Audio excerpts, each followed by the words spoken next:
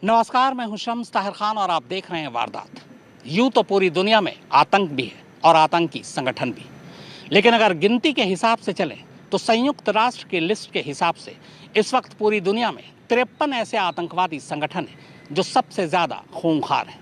लेकिन आपको जानकर हैरानी होगी कि संयुक्त राष्ट्र या फिर अमेरिका की खुद अपनी सूची में आतंकवादी संगठनों के तौर पर तालिबान का कहीं नाम नहीं है। यानी संयुक्त राष्ट्र या अमेरिका तालिबान को आतंकवादी संगठन नहीं मानता। हाँ, पाकिस्तान में मौजूद तहरीक तालिबान का नाम आतंकवादी संगठनों की लिस्ट में जरूर शामिल है।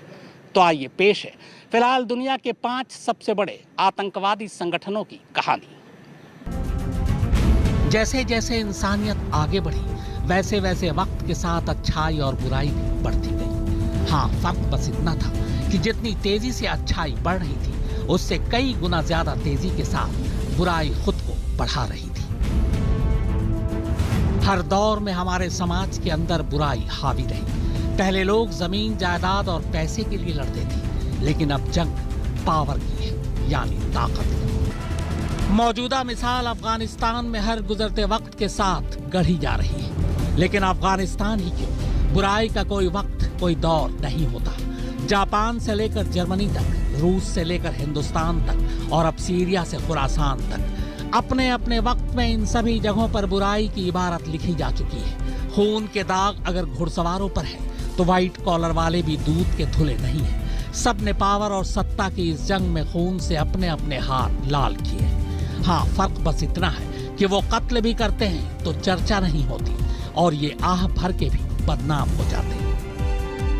लिहाजा आज इन्हीं बदनामों की टोलियों से उन 5 बदनामों की दास्तान जो फिलहाल दुनिया के लिए खतरा बने हुए हैं, मगर शुरुआत उनसे जिन्होंने अभी अभी इंसानियत को अपने कदमों तले रौंदा है।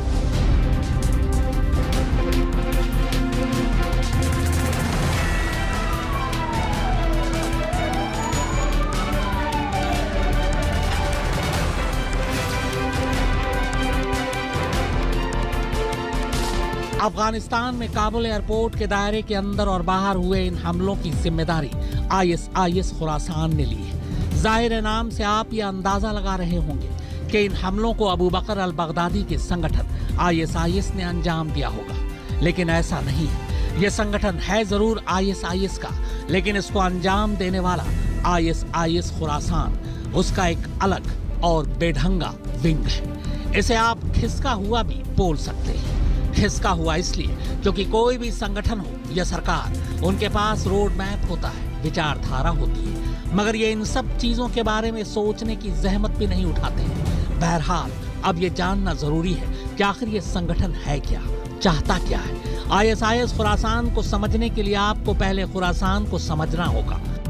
पिछले 1 दशक में आपने अक्सर ये नाम सुना होगा।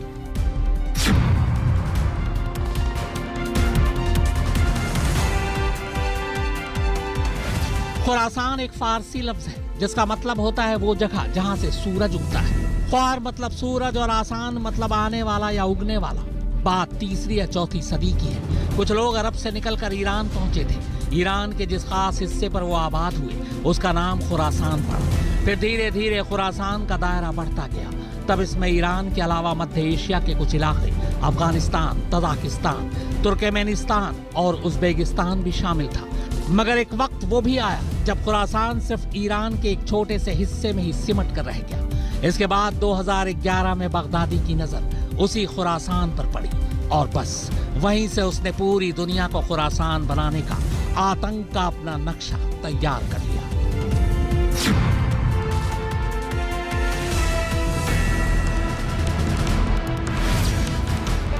साल 2011 से आईएसआईएस का तत्कालीन प्रमुख अबू बकर और उसके लड़ाके अपने इस खुरासान प्लान पर काम कर रहे थे। सीरिया और इराक के काफी हिस्सों पर उसके आतंकियों ने कब्जा भी जमा लिया था, लेकिन वक्त के साथ साथ उसका ये मिशन ढीला पड़ता गया। मगर इसी बीच पाकिस्तानी आतंकी संगठन तहरीक तालिबान के 6 सदस्यों ने अक्टूबर 2014 में आईएसआईएस के सरगना अबू बकर अल बगदादी को अपना नेता मानकर उसके नेतृत्व में काम करने की घोषणा कर दी। जनवरी 2015 में उस वक्त के आईएस प्रवक्ता अबू मोहम्मद अल अदनामी ने इस समर्थन को कबूल करते हुए ISIS-KP या ISIS-K, आसान लफ्जों में ISIS खुरासान की स्थापना का ऐलान कर दिया।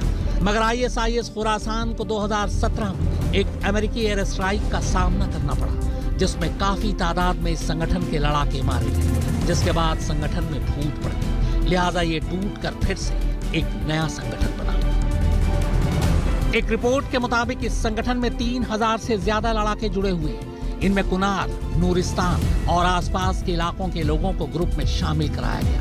फंडिंग की बात करें तो संगठन को हवाला नेटवर्क के जरिए बहुत बड़ी कमाई होती है। इसके अलावा ISIS से भी फंडिंग मिलती है। ऑस्ट्रेलिया नेशनल सिक्योरिटी की एक रिपोर्ट के मुताबिक तालिबान और अमेरिका ने जब फरवरी 2020 में दोहा और कतर में वार्ता की थी, तब उसके बाद खुरासान आतंकी संगठन और तेजी से उभरा। दरअसल खुरासान आतंकी संगठन ने दुनिया भर में दावा किया कि अब वही है खुरासान और शरिया के लिए प्रतिबद्ध है, क्योंकि तालिबान तो अब अमेरिका से मिल चुका है। पाकिस्तान और अफगानिस्तान में ISIS खुरासान ने अब तक 5 बड़े हमले किए, जिनमें सैकड़ों लोगों की जानें गईं।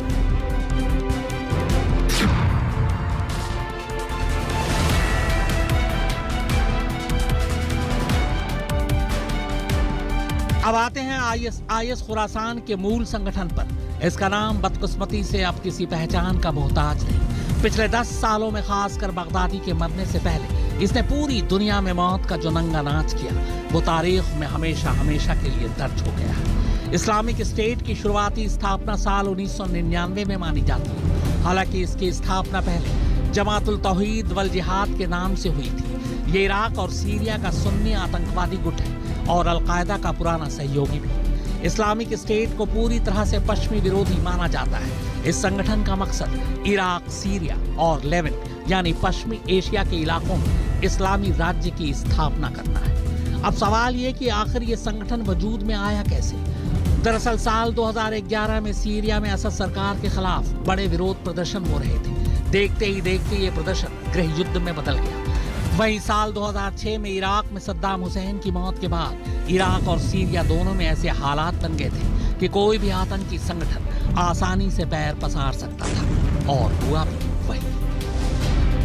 इस्लामिक स्टेट ने इराक के फालूजा और इराक के दूसरे बड़े शहर मोसूल सहित कई इलाकों को कब्जे में ले लिया। वहीं सीरिया में इस्लामिक स्टेट ने रक्का, दयार अज़्ज़ावर और पलमायरा जैसे शहर पर अपना कब्जा जमा लिया। इसके बाद साल 2013 के आखिर में इसने अपना नाम इस्लामिक स्टेट से Islamic state of Iraq and Syria यानी ISIS कर लिया। हालांकि इसकी घोषणा साल 2014 में हुई थी। इसके बाद 29 जून 2014 को अबू बकर अल बगदादी ने खुद को खलीफा घोषित कर दिया। हमला करने की ISIS की मोडस ऑपरेंडी ये है कि भीड़ भाड़ वाले इलाकों, त्योहारों और धार्मिक आयोजनों को चुनता है ताकि ज्यादा से ज्यादा लोगों को हमले का शिकार बनाया जा सके। ISIS का प्रमुख अबू बकर अल बगदादी तो 27 अक्टूबर 2019 को अमेरिकी सैन्य अभियान में मारा गया, लेकिन इसका संगठन अभी भी जिंदा है। माना जाता है कि इस्लामिक स्टेट में एक वक्त 65,000 से ज्यादा लड़ाके थे, जिनमें 120 से ज्यादा देशों के करीब 40,000 तो विदेशी लड़ाके ही शामिल थे। इस आतंकी संगठन में Abu Sayyaf, Boko Haram, Islamic State Libya, Islamic State Sinai, Islamic State East Asia, Islamic State Khorasan और इस्लामिक स्टेट सोमालिया शामिल है।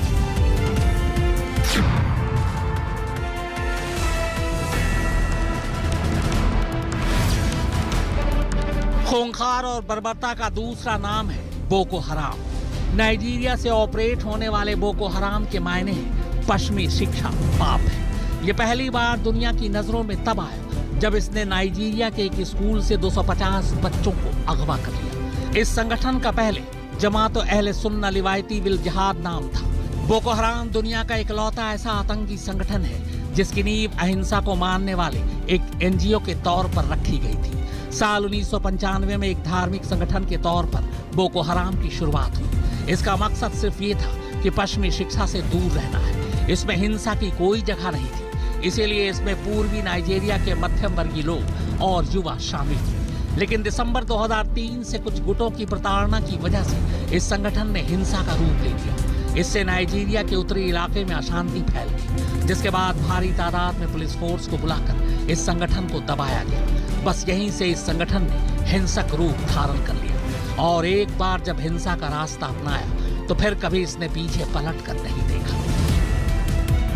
सुनील कुमार मौर्य, फारूक माब हैदर और सुरभि तिवारी के साथ शम्स ताहिर खान, आज तक। दुनिया के 2 सबसे खतरनाक आतंकवादी संगठन के कमजोर पड़ने के बावजूद कई ऐसे आतंकवादी संगठन हैं जो दुनिया के लिए खतरा है। वैसे दुनिया के लिए एक अच्छी खबर भी है। कुछ वक्त पहले तक पूरी दुनिया को दहलाने वाले दुनिया के 2 सबसे खतरनाक आतंकवादी संगठन अब कमजोर पड़ते जा रहे हैं। यह है अलकायदा और ISIS। और इसकी वजह है इन दोनों संगठनों के आकाओं, यानी अलकायदा के आका ओसामा बिन लादेन और ISIS के आका अबू बकर अल बगदादी की मौत। हालांकि इन दोनों संगठनों के कमजोर पड़ने के बावजूद कई और ऐसे आतंकवादी संगठन हैं जो दुनिया को दहलाने की लगातार कोशिश कर रहे हैं।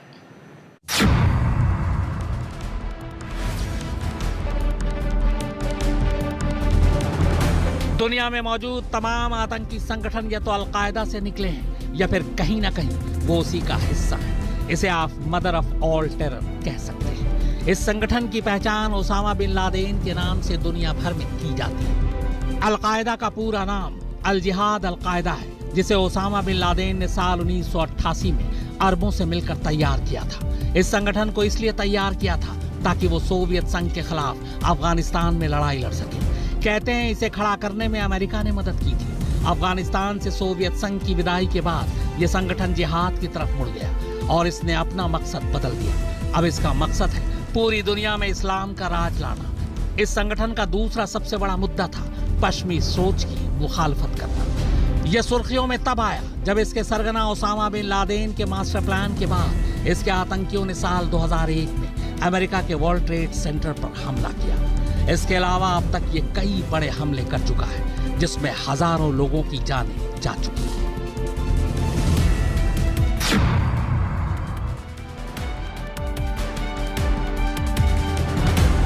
अफगान के छात्रों को मिलाकर 90 के शुरुआती दौर में बना तालिबान इस्लामी कानून और शरिया के नाम पर लगातार औरतों, मर्दों और बच्चों पर जुल्म ढाता रहा है। 96 से 2001 तक जब तालिबान अफगानिस्तान में सत्ता में था, तब दुनिया के सिर्फ 3 देशों ने तालिबान को मान्यता दी थी। ये देश थे पाकिस्तान, सऊदी अरब और UAE। कमाल की बात यह है कि बीते करीब 30 सालों में तालिबान ने हजारों लोगों को मौत के घाट उतारा, जिनमें सैकड़ों अमेरिकी सैनिक भी शामिल हैं। अनगिनत फिदायीन हमले किए, यहाँ तक कि अफगान के पूर्व राष्ट्रपति नजीबुल्लाह को लैंप पोस्ट पर लटकाकर फांसी दी। वही तालिबान 20 साल बाद फिर अफगान में लौटा है, हथियार और दहशत के दम पर। लेकिन आपकी जानकारी के लिए बता दूं कि चाहे संयुक्त राष्ट्र हो या फिर खुद अमेरिका, उनकी नजर में तालिबान कोई आतंकवादी संगठन नहीं है। इसलिए तालिबान का नाम किसी भी आतंकवादी संगठन की लिस्ट में है ही नहीं। सुनील कुमार मौर्य, फारूक माब हैदर और सुरभि तिवारी के साथ शम्स ताहिर खान, आज तक। तो वारदात में फिलहाल इतना ही, मगर आज तक पर खबरों का सिलसिला लगातार जारी है।